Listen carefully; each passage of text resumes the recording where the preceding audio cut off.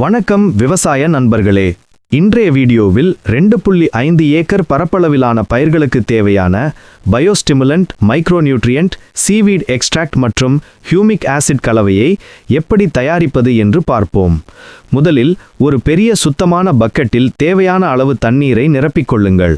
இப்போது தனித்தனியாக அளந்து வைத்திருக்கும் Isabion, humic plus fulvic acid, seaweed extract மற்றும் மைக்ரோநியூட்ரியன்ட் லிக்விட் ஆகியவற்றை ஒவ்வொன்றாக தண்ணீரில் ஊற்றி நன்கு கலக்க வேண்டும்.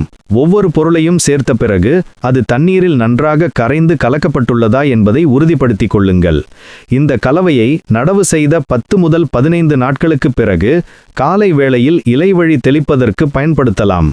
இது பயிர்களின் வேர் வளர்ச்சி, கிளைத்தல் மற்றும் பசுமைக்கு மிகவும் அவசியம்.